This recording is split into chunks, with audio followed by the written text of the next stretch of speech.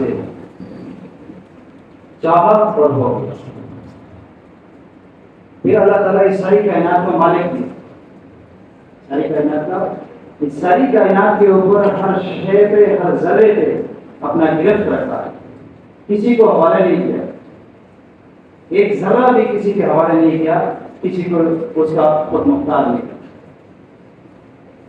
مؤثر بذات مؤثر حقیقی صرف اکیلے اللہ کی طرف. بارش کا برسانا اللہ کے پاس.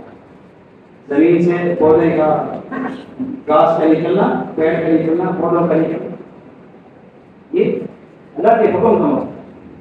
اس ساری کائنات میں جتنا بھی جو کچھ ہو چکا, جو ہو رہا ہے, جو ہوگا, یہ اللہ کے حکم ارادے سے ہوگا. اللہ نہ چاہے تو بارش نہیں, اللہ چاہے گا تو بارش, اللہ چاہے تو دن چڑھے گا, سورج آئے گا, اللہ نہیں چاہے گا تو نہیں. اللہ چاہے گا تو شام ہوگی, غروب ہوگا, آفتاب. اللہ نہیں چاہے گا تو ہو ہی نہیں. یہ مالک ہے, مالک کی حقیقی تو ایک ہی مالک ہے, دوسرا کوئی مالک نہیں. اور ساری کائنات کو رزق دینے والا وہ اکیلا اللہ. تین پتھروں کے اندر کیڑے کو پالنے والا اللہ. مجھے رزق دینے والا اللہ, آپ کو رزق دینے والا اللہ. ساری کائنات میں ہر مخلوق کو رزق دینے والا ایک اکیلے اللہ کی ذات. وہ خالق بھی, مالک بھی, رازق بھی. یہ دل کے اندر یہ بات اتر جائے, بے وقت ہو جائے. اس طرح کے وہ گرین بورڈ ہوتا ہے, تو اس پہ ہم کاغذ لگاتے ہیں, پن لگا دیتے ہیں. اس طرح بے وقت ہو جائے, چپک جائے ہمارے دل کے ساتھ کہ اللہ سے ہوتا ہے, اللہ کے غیر سے نہیں ہوتا. ایک اکیلا اللہ کی ذات ہے.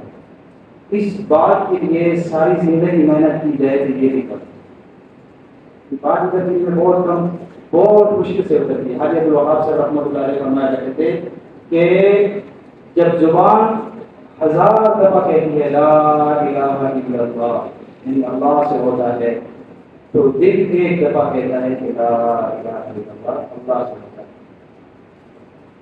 اور دل 1000 دفعہ کہے لا الہ الا اللہ, تو روح ایک دفعہ کہتی ہے لا الہ الا اللہ. آپ کلمے پہ کبھی غور کریں, سب سے پہلے دفعہ میں لا پہلے لگایا, لا الہ. پہلے انکار کرو ساری چیزوں کا انکار.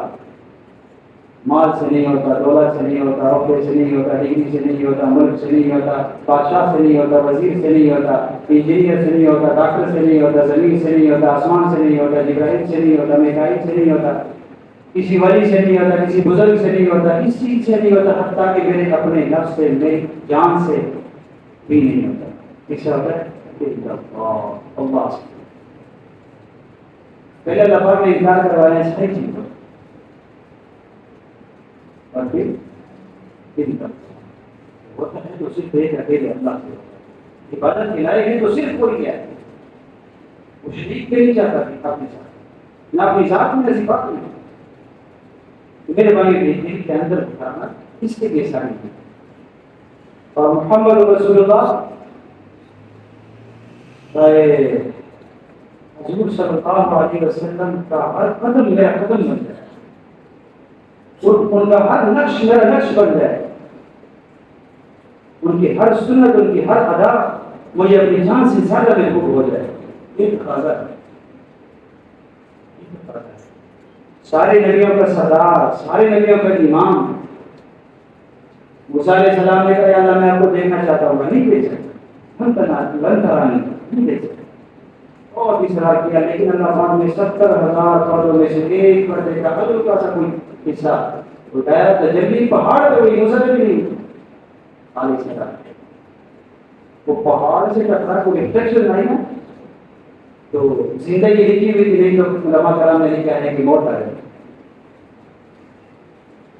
اور ہمارے نبی کو جبرائیل نے کہا یا رسول اللہ اس سے آگے میری حد ختم ہو گئی, میں آگے جاؤں گا, میں جل کے ہاتھ بن جاؤں گا. اس سے آپ کوئی غلط ہے, اس سے اوپر مجھے غلط نہیں.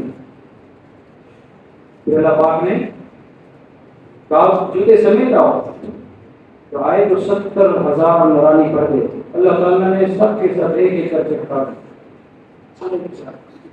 آمنے سامنے بالکل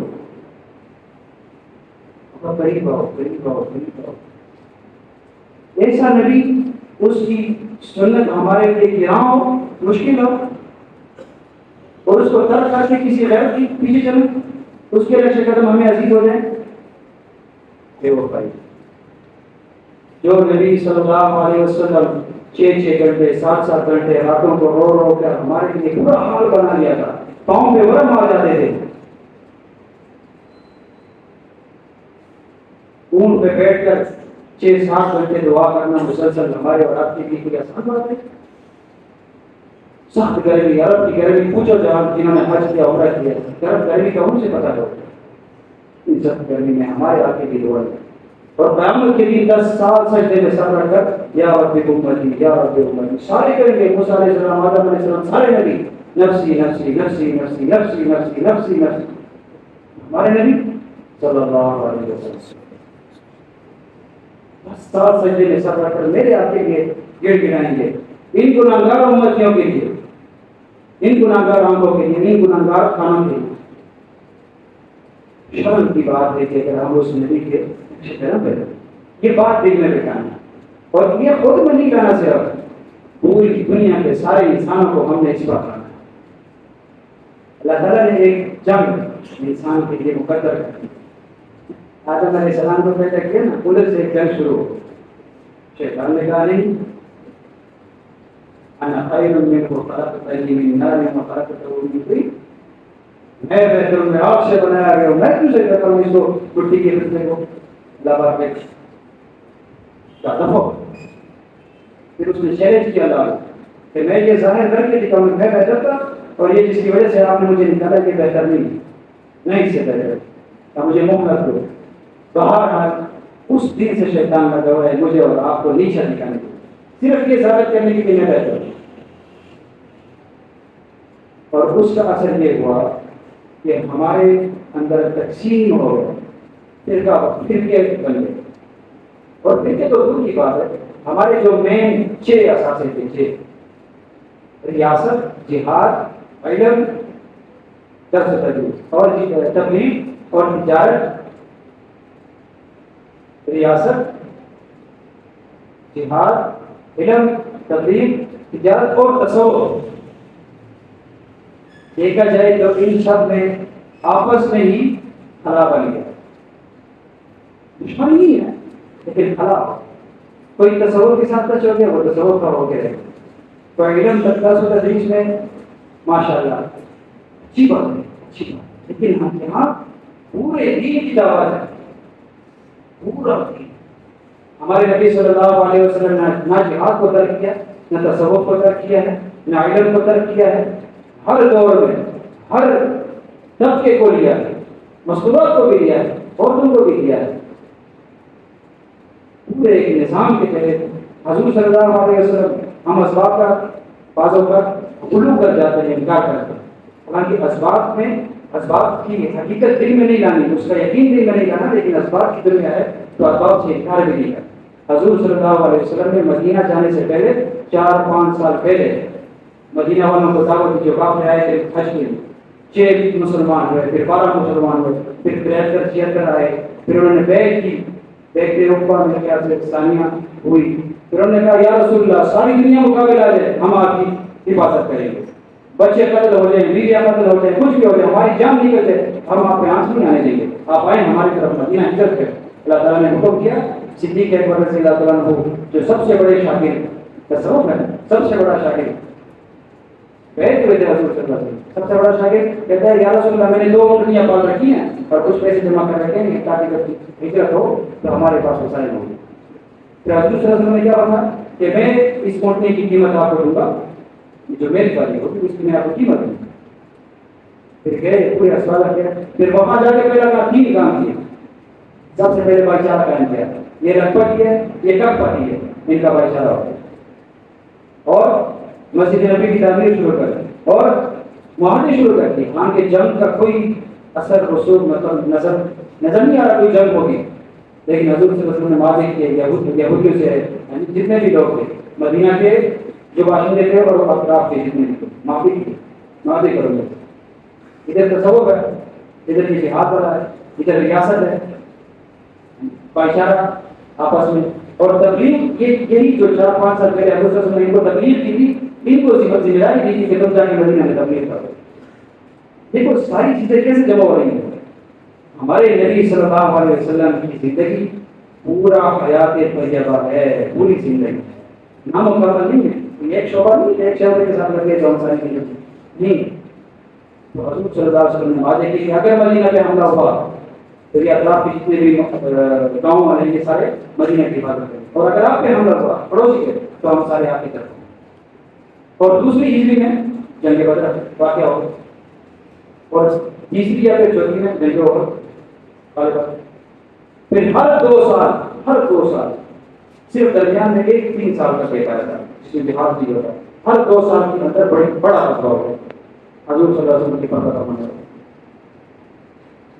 تو میرے بھائیوں پورے دین پر ہم نے چلنا، صرف خود نہیں چلنا. مسئلہ یہاں صرف خود چلنا ہوتا بڑا سب کو چلانا ہے، سب کو چلانا ہے. تاجروں کو بھی چلانا ہے، مریدوں کو بھی چلانا ہے، اور ایٹم والوں کو بھی چلانا ہے، طلباء کو بھی چلانا ہے، تاجروں کو بھی چلانا ہے، اور سیاستدانوں کو بھی چلانا ہے. سب کو چلانا، سب کو لے کے جانا ہے. حضور صلی اللہ علیہ وسلم کی زندگی سے ہمیں ملے گا کہ ایک سیاستدان کو کیسے چلائیں گے، وکیل کو کیسے چلائیں گے، ڈاکٹر کو کیسے چلائیں گے.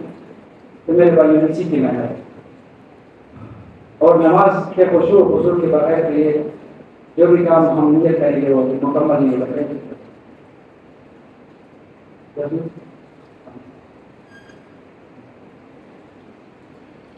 جب ہماری نماز میں خشوع و خضوع ہوگا تو پھر سارے کے سارے کام سنورتے چلے گئے، ہماری اصلاح ہوتی چلے گی.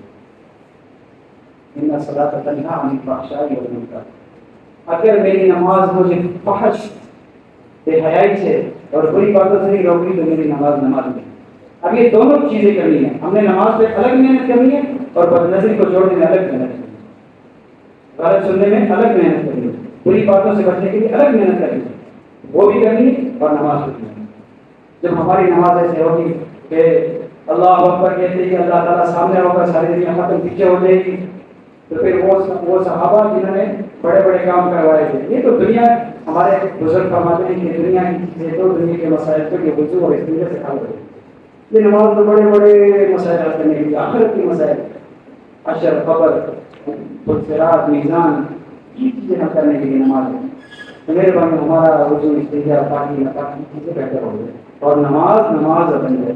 ایک صحابی 2 رکعت پڑھی، پھر 2 رکعت پڑھی، پھر 2 رکعت پڑھی، پھر 2 رکعت، پھر 2 رکعت کا سوال وہ نظر آیا آسمان میں چڑیا کی طرح.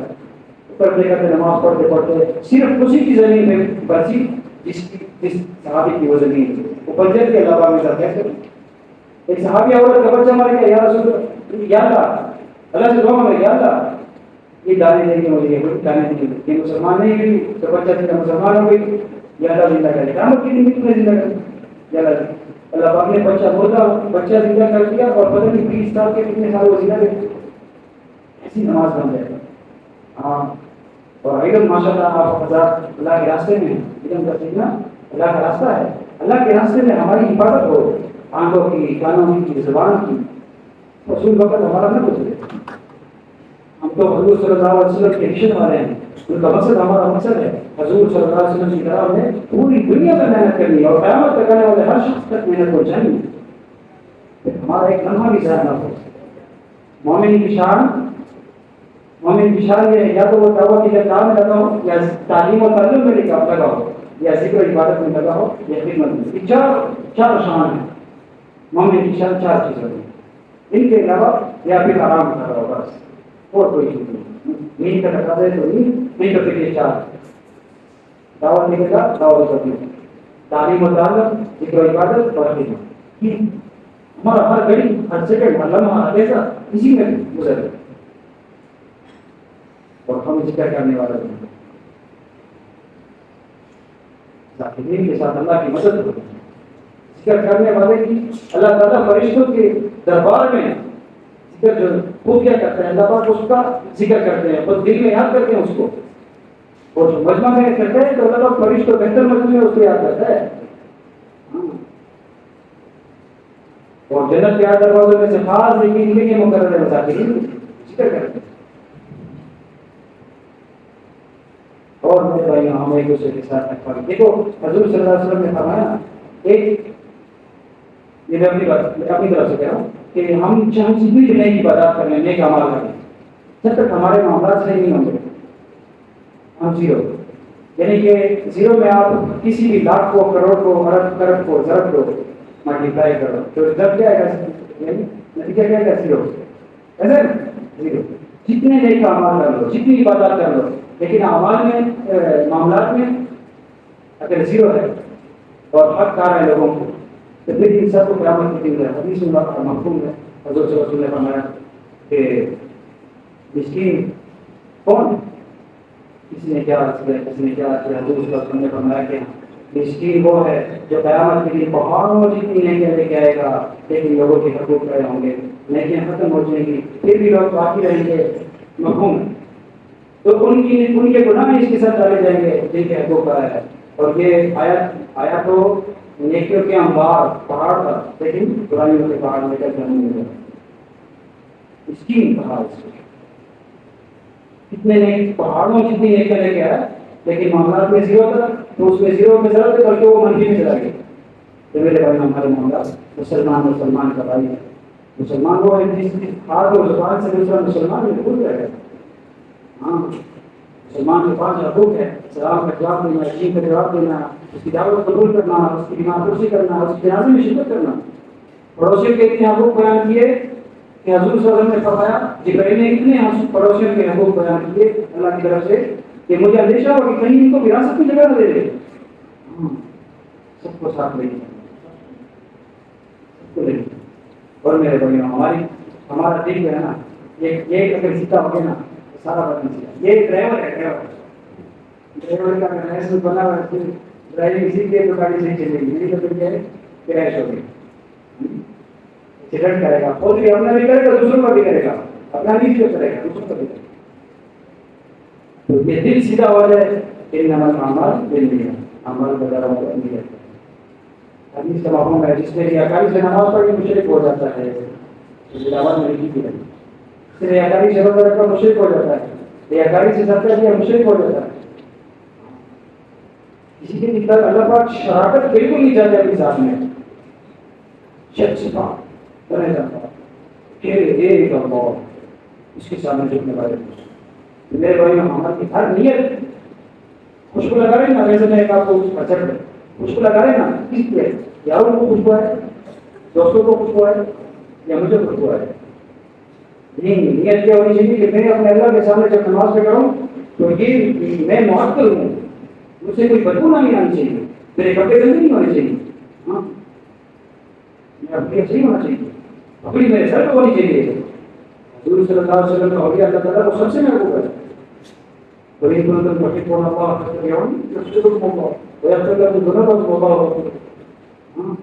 اللہ اللہ تعالیٰ نے کہلوایا ہے کہتے نبی صلی اللہ علیہ وسلم اگر اللہ تعالیٰ سے محبت کرنا چاہتے ہو میرا اتباع کرو. جو نماز میں ہم پڑھے کھڑے ہوں تو پھر ہمارا بھیا ہمارا لباس کے نیت میں آپ کو بتا رہا ہوں ہر عمل کے لیے ایسی نیت ہو ہر عمل کو نیت اللہ کی طرف منسوخ کرنا.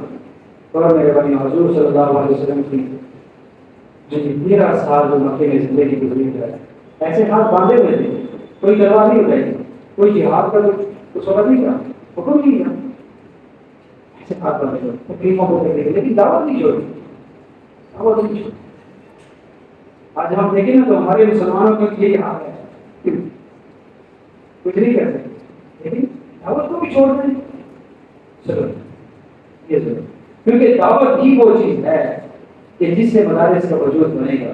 مدارس کو تربیت ملے گی جہاد کو تربیت ملے گی زکات کو تربیت ملے گی صدقوں کو تربیت ملے گی. لوگ استغفار پہ رہیں گے زنا کو چھوڑیں گے رشوت خوری کو چھوڑیں گے سود کو چھوڑیں گے. جب مسائل سامنے ہوں گے تو کریں گے عذاب سامنے ہوگا تو کریں گے. ایک شخص اس معاہدے میں رہتا ہے 10 سال ہو گئے مسجد کا، اس نے منہ نہیں دیکھا، اس کو مسجد کون لے کے آئے گا؟ نبی آئے گا کوئی؟ ہاں جی، آپ سب سے پوچھ رہا ہوں، کوئی آئے گا؟ نہیں آئے گا۔ ہمارے گھر یہاں سے نبی ہے، اپنے نبوت پر پکی چکی مہر لگی ہوئی ہے۔ کس کا تھا؟ فرشتوں کو اللہ پاک نے بھیجنا نہیں ہے۔ کوئی یہ کہا ہے، کوئی یہ حدیث بتاؤ اس میں فرشتوں کیا نہیں کرتے جو دعوت کا کام کریں؟ اللہ تعالیٰ کی سنت نہیں ہے خدا سے خدا دعوت نصیحت کا کام کریں۔ مجھے اور آپ کو کتنی آیتیں ہیں فضائل اعمال کے آخر میں دیکھو کہ ہم نے تمہیں خلیفہ بنا کے بھیجا ہے، اپنا نائب بنا کے بھیجا ہے۔ اگر تم مومن رہے تو تم کی غالب رہو گے، تم کبھی معلوم نہیں ہو سکتے۔ لیکن مومن تو بنے، مومن تو بنے، خود بھی بننا ہے، دوسروں کو بھی بننا ہے، مسئلہ کرنا ہے۔ یہاں مسئلہ ہے، خود بھی علم حاصل کرنا ہے، دوسروں کو بھی سکھانا ہے، خود بھی ذکر کرنا ہے، نمازوں پر محنت کرنی ہے، تلاوت پر محنت کرنی ہے، جہاد تصور سب ساری چیزوں پر محنت کرنی ہے، دوسروں کو بھی سکھانا ہے۔ تو اس کی پکی ٹکی نیت ہے کہ آج کے بعد ہم نے دعوت اور تبلیغ علم اور سارا دین پورا دین کٹے لے کے چلنا ہے۔ کس کے کرنا ہے؟ ماشاء اللہ آپ کا کرنا ہے، ماشاء اللہ سب کا رہنا ہے انشاءاللہ۔ سب ماشاء اللہ یہ تھوڑا سا مشکل کا کریں اللہ کے راستے میں نکلنے کے لیے وہ کیا حساب ہو گیا آپ کو ایک روزہ کی ماشاء اللہ کل ایک روزہ کی تکلیف کس کی قیامت میں جنت میں کسی کی آخری بات کروں کیا جنت میں کسی چیز کا افسوس نہیں ہوگا۔ وہاں جنت میں کوئی ایسی بات نہیں ہے جو ناگوار ہو گئی انسان کوئی بری کرے یا کوئی بھی مطلب طبیعت خراب ہو تھوڑی سی نہیں، لیکن جنت کی ایک اوپر درجے کا جنت کی کروٹ بدلے گا، وہاں سے خوشبو آئے گی نیچے جنت میں، وہ کہے گا یار وہ چونک جائے گا یار ایسی خوشبو تو میرے، تو وہ پوچھے گا وہ کہے گا کہ اس نے ایک دفعہ سبحان اللہ زیادہ کرا ہے اور ایک درجہ تم سے اوپر ہے، اس کی خوشبو بھی تم سے زیادہ کی ہے، تو یہ افسوس کرے گا، افسوس ہر ایک آج ایک سبحان اللہ زیادہ کرے گا ہر ایک آج۔ ماشاء اللہ ارادہ فرمانے اللہ کے راستے میں ایک صبح شام پوری دنیا معافیات سے بہتر ہے، 70 سال کی بے عبادت سے زیادہ ہے۔